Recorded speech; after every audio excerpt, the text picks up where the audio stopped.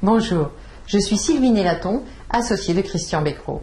Il va partager tout de suite l'une des techniques dont la mise en pratique fera que tout le monde va collaborer à votre réussite. Imaginez là, maintenant, que vous ayez les clés pour que tout le monde collabore à votre réussite.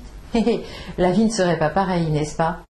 Mais avant de vous transmettre cette technique, aussi simple qu'efficace, laissez-moi vous dire comment il a découvert le modèle ProcessCom et vous dire en quelques mots ce qu'est ce modèle. En 1993, Christian avait beau être plutôt performant, il avait des personnalités avec lesquelles il n'arrivait pas à les faire collaborer. Alors, tout comme nous, dans ces cas, il lui fallait compenser lui-même ce qu'il n'arrivait pas à obtenir ou il devait abandonner certains objectifs auxquels il tenait.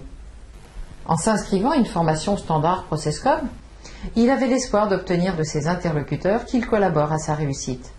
Mais une fois cette formation terminée, voici ce qu'il a déclaré. Je devine que ce modèle est puissant et très intéressant en matière de développement personnel, mais je ne vois pas comment le mettre en œuvre dans mon métier de manager. Depuis, à partir de ce modèle, il a créé et expérimenté des outils et des techniques pour manager au quotidien.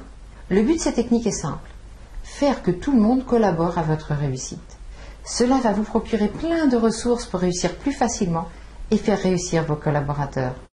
Les outils qu'il a développés pour les managers ont été reconnus à l'occasion de l'édition de son livre par T.B. Keller, concepteur de ProcessCom.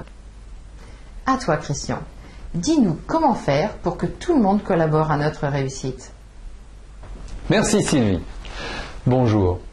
Faisons un bref historique. ProcessCom, au départ, c'est l'exceptionnelle découverte de T.B. Keller. Il découvre qu'en chaque personne, vous, moi, il y a 6 personnalités distinctes. Il y a plus de 10 ans, j'ai fait une découverte complémentaire.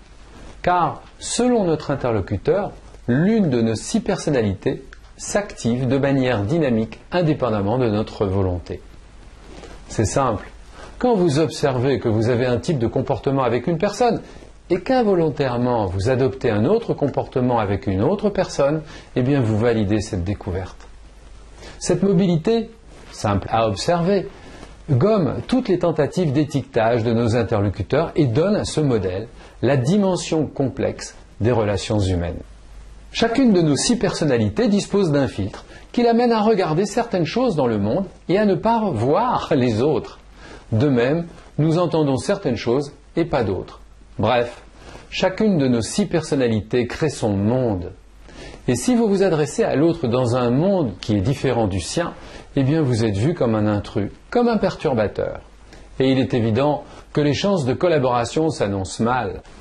Malgré votre expérience, vous n'obtenez pas l'efficacité voulue. Et vous devez vous fatiguer un peu plus chaque année pour réussir. Il n'y a pas. Il vous faut trouver une technique pour que ça fonctionne avec votre interlocuteur, quelle que soit la personnalité qu'il vous présente. Eh bien là, tout de suite, je vais vous transférer une pratique qui va vous permettre de faire en sorte que tout le monde collabore à votre réussite. Nous allons voir qu'un interlocuteur va collaborer à votre réussite simplement parce que vous entamez la relation dans son monde, avec souvent une seule phrase. Soit une phrase exprimée dans la pensée, soit une phrase exprimée dans l'émotion, soit une phrase exprimée dans l'action. Vous allez voir, c'est simple. Il vous suffit d'entrer en relation dans le monde de votre interlocuteur quelques instants, le temps d'une phrase, et il collaborera avec vous. Prenons un exemple. Vous lui adressez la demande suivante. Est-ce que tu peux installer 40 chaises en demi-cercle dans la salle de conférence pour la réunion où monsieur untel viendra faire un exposé? Vous remarquez que cette demande est logique, organisée et factuelle. Elle va convenir à 2 des 6 personnalités qui perçoivent le monde à travers la pensée.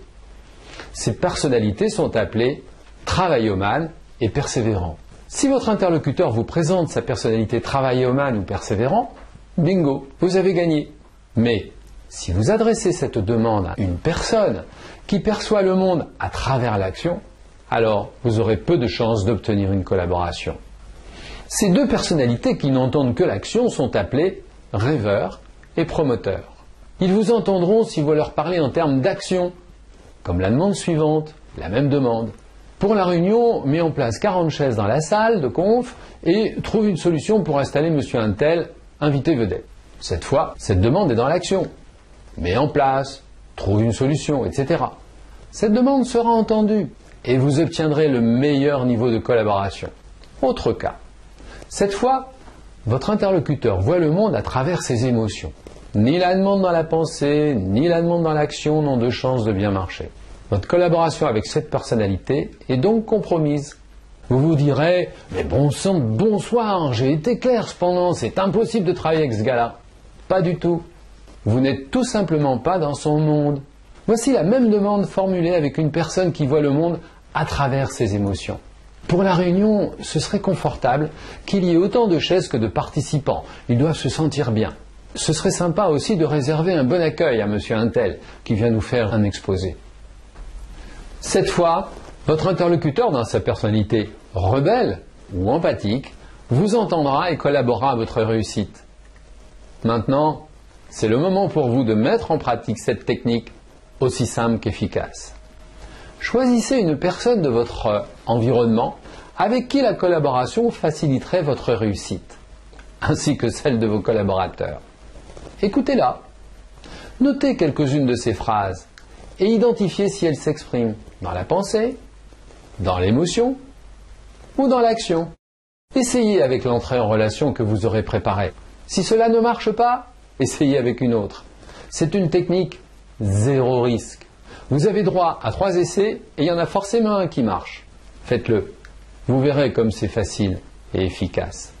En résumé, nous avons vu que votre interlocuteur va collaborer à votre réussite simplement parce que vous entamez la relation dans son monde, avec souvent une seule phrase. Soit cette phrase est exprimée dans la pensée, soit elle est exprimée dans l'émotion ou dans l'action. Ça vaut sacrément le coup, non? Il nous reste à vous souhaiter une réussite qui sera désormais plus facile. Merci de votre intérêt.